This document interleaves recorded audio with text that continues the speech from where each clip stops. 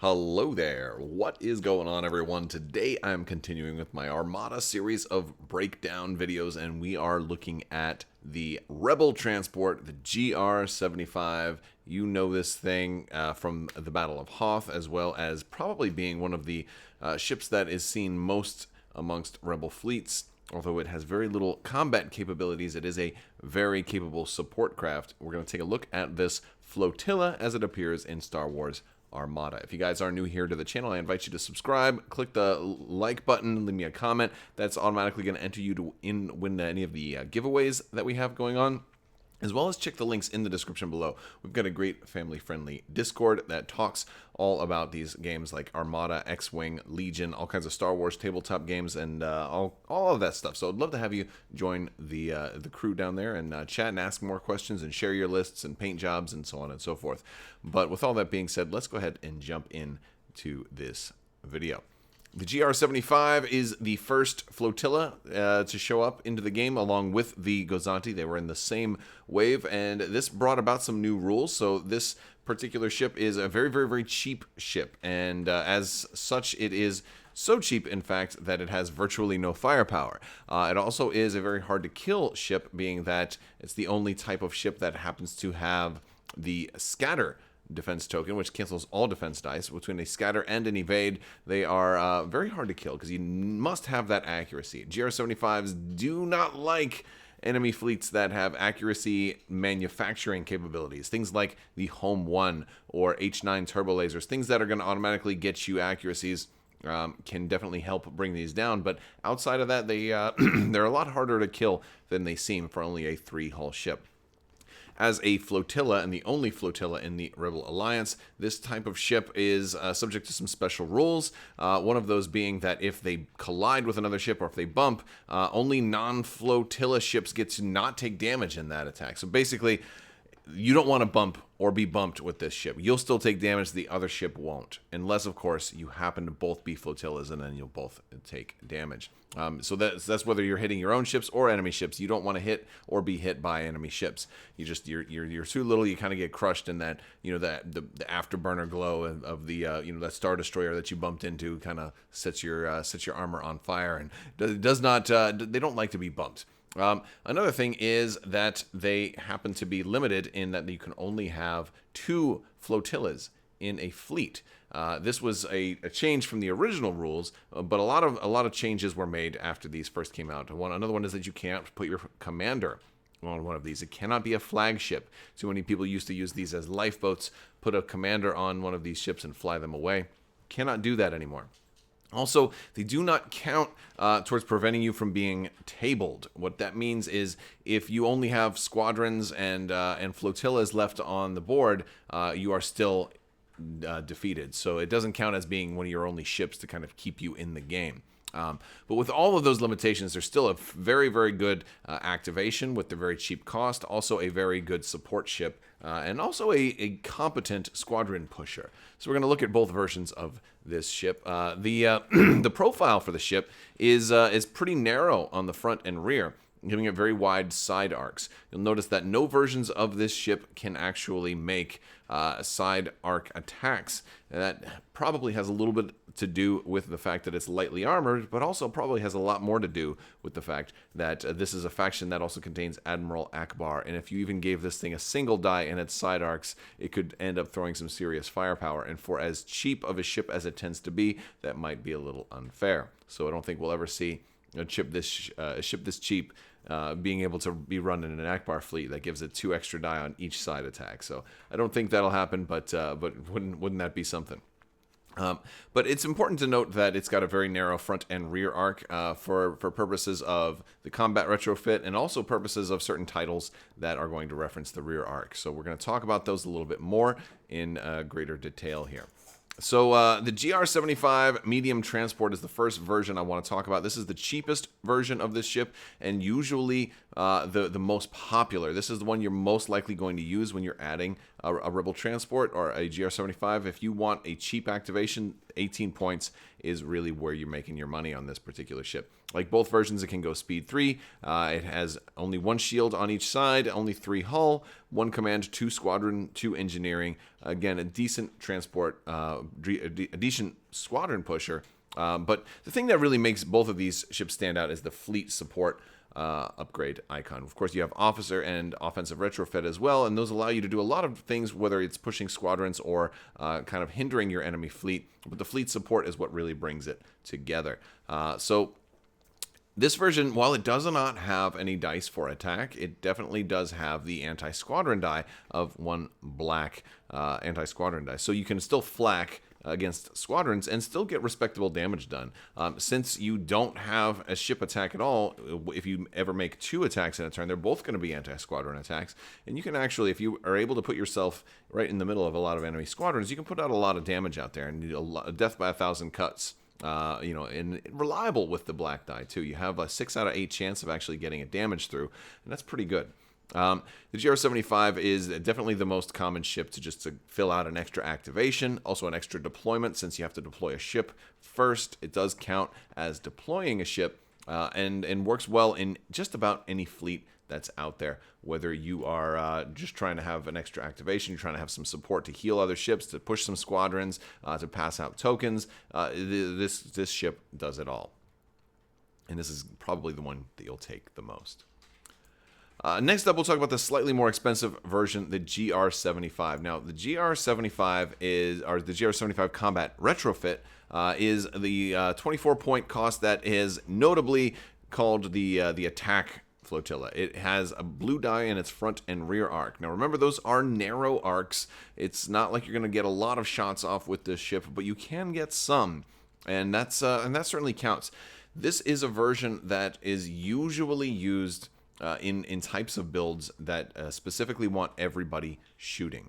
And so that's maybe an example of a build you might want this in is, if one of your objectives is opening salvo, where every ship is going to get 2 extra dice when it attacks. That's kind of a version where you might want to spend the extra points for this ship because, hey, that could be 3 dice that you end up rolling versus 0 on the regular transports.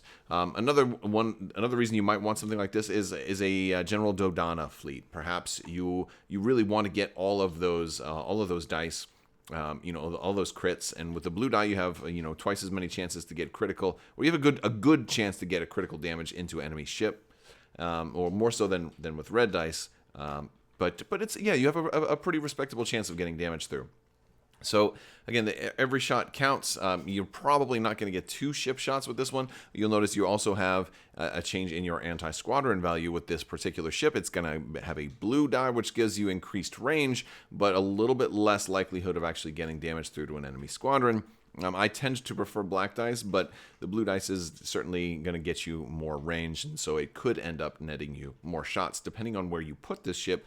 Again, this one still wants to get a little bit closer to the action because it can shoot, and because it can shoot enemy ships. There really are no other differences between the two, but it is worth remembering that narrow arc in the front and the rear, because while you do have dice on this ship, you don't have that wide of an array to be able to put them. One other thing I think that is interesting about this one, another commander that kind of type of fleet that this can work interestingly in is a Sato fleet, because now all of a sudden this GR-75 can shoot at medium range or even long range, if you wanted to put disposable capacitors on it, and then change that over to a black die, and then suppose you have a concentrate fire, and then you get to roll 2 black dice at long range with the GR-75 Combat Retrofit. It is possible, but that's more of a gimmick and more of a fun thing to do. It's usually not the most serious thing to do, but it is it definitely is a possibility.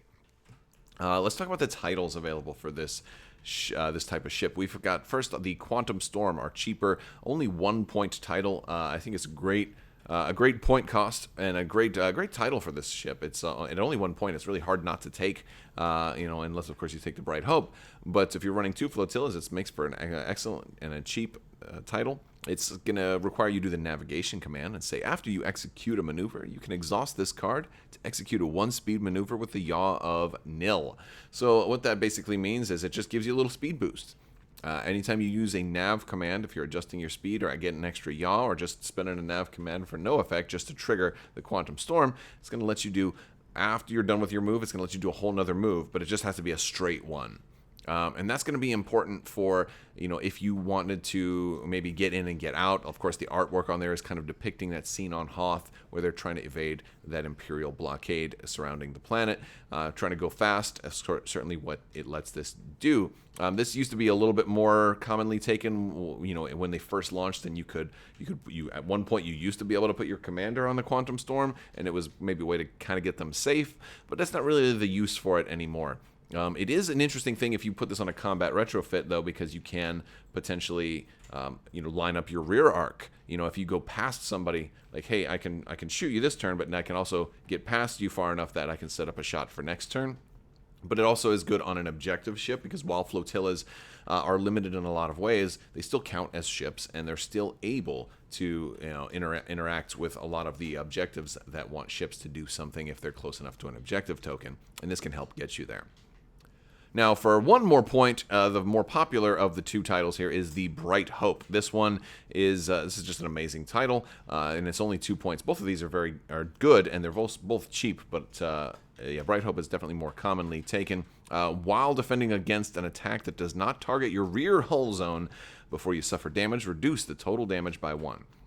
It's nice that there's no minimum on here, so any squadron attack, is not going to do any damage to you. Well, most squadron attacks, unless of course you're rolling 2 dice, or if it's a black die bomber. But still, reducing a damage every single time you're attacked is amazing. Of course, they would have to be in your rear arc to be able to do full damage. And again, I go back to that profile. It's got a pretty narrow rear arc, and you usually don't have enemies in the rear arc of a GR-75 in the first place. So Bright Hope just naturally works very, very well with just about every role that this ship wants to play. It also makes it much more difficult for somebody to kill this ship, because not only now, any attack that's coming after the thing, especially at long range, doesn't have that many dice. And while it certainly could kill a ship like this in one shot, you still have to have that accuracy. And now you have to have, another die. So basically, you're taking 2 dice out of your dice pool already for this one. One for an accuracy and one for like a 1 damage die. And so then you still have a shield and 3 hull to get through. So this is just the great, and it's every shot. So if people are trying to attack you multiple times, it's just not going to work. So usually what happens is you put Bright Hope on a GR-75, and your opponent usually just says, forget it. I'm not even wasting my time attacking that ship. I'll just attack something else. And that's usually okay with me, because I don't really want them going after this ship. I want to take a look at some builds and some ways that you might run this ship. The first of which being probably the most common way that I have always run this ship, and that's going to be with just a single upgrade, just a single fleet support upgrade. In this case, CommsNet is the one that I have up there, but it doesn't have to be CommsNet. There are some new fleet support upgrades that have come out lately, and just about anything you want to run. This is the unique thing for flotillas. The GR-75s are the only Rebel ship that has this upgrade, so there's a lot of ones you can put on here, and you don't really have to fully build it. However, for the other examples, I will build those out a little bit more heavily. But in this case, a single token sharing, GR-75 is great. You can put CommsNet on here if you don't know what kind of tokens you're going to want in your fleet. Or there's other things like parts resupply and munitions resupply if you're going for a little bit more engineering or concentrate fire token, depending on what type of fleet you're running. But if you want a little bit of everything, if you got one big flagship that's like running a fleet command and also wants navigation and also might want engineering later in the game, maybe CommsNet's the better option, because you can pick and choose each turn. And so I think that's pretty cool. But those are, generally, keep it simple. Don't put too many upgrades on a flotilla. You don't want the cheapest ship to turn into like a moderately expensive ship. Well, usually. But if you do, there's some other ways that we can potentially run it. So GR-75 Combat Retrofit might want to get into the fight a little bit, and maybe they want to be very aggressive. And so one very aggressive way to run one of these, again, I don't always recommend it, but it's a possibility. Or especially if you're dropping this thing off with a profundity or something like that, it's also nice because, hey, you can also line it up to where it can also shoot. Very fun thing to do. So we've got I could put rapid launch bays on here, which is going to let you, of course, trigger off of a squadron command. Again, you got a squadron value of 2, which makes you for a pretty good pusher of squadrons, especially for that point cost. And we put bomber command center on here. And what this lets you do is this lets you get into position, and you then get to drop your squadrons, drop some B-wings, and fire with them right away, and get your rerolls with bomber command center. That could be a fun thing to do. I put Captain Rex on here in case you are trying to do something with raid. It's not usually used. Captain Rex isn't a heavily taken character, but basically any officer that's also going to synergize with a squadron command could work on here. So that also could be, there's just about anything that you want to do in that regard. I particularly like to sometimes be able to do with Flight Commander and drop my squadrons after I move. And so, Rex or Flight Commander both are going to work with that squadron command. And so it's nice to have multiple things on the same ship that are going to trigger off of the same dial. And so that's the kind of the synergy that I was going with there. But the big takeaways here is rapid launch bay and bomber command center can be fun if you want to get in your opponent's face and put this thing in a little bit more harm's way. Of course, you are still hoping that they don't get that accuracy. And these things can be pretty resilient if your opponent doesn't, or if you're going against a very black dice heavy fleet that doesn't have accuracy manufacturing. For titled ships, a Bright Hope build, you might see is a different take on Bomber Command Center, staying a little bit less aggressive, but being a little bit more support and defensive. It's going to be with Bright Hope on here, which is going to make it, again, very hard to kill. Of course, we put Bomber Command Center on there and expanded hangar base. So we're going to be pushing squadrons a little bit more.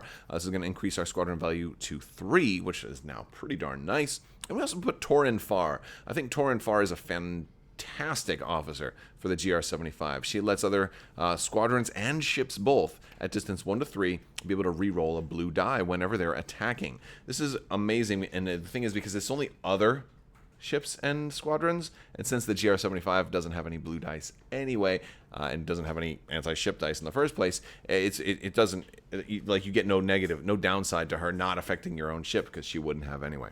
But she's a little on the expensive side, and that's, of course, why you want this ship to survive, so that's why we put it on Bright Hope.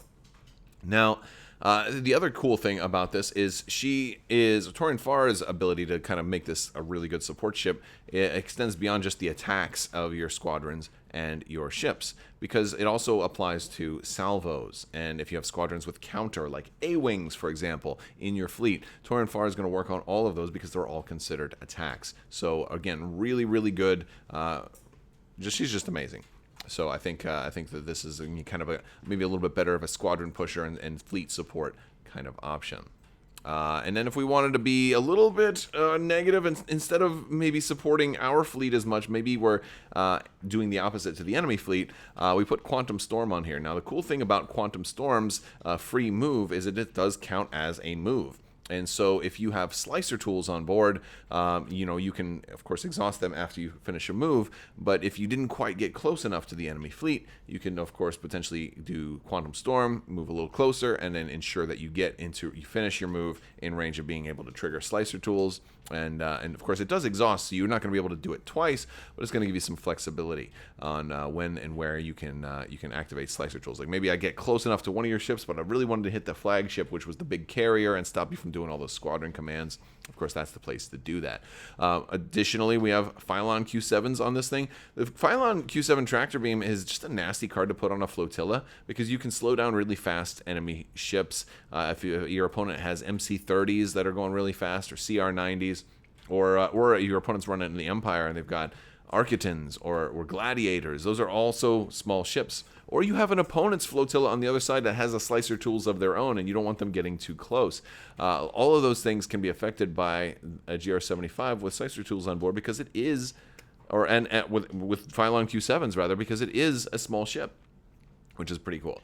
And then to help this one stay alive a little bit, I put Major Durlin on here. And of course, Major Durlin could alternatively go on the Bright Hope. Of course, he's going to be an exhaustible that also reduces damage by 1. That stacks with Bright Hope, by the way, that will let us reduce damage by 2, but he's only for 1 attack. But it's really good to have him when you need him, especially if you get shot multiple times over the course of the game. That could end up being like 4 hull added to your ship if you use them enough times. Could be up to 6 hull, but probably wouldn't be 6, and probably more likely to be 3 or 4. But still, it's pretty cool to help a ship that's starting to become essential to your fleet stay alive.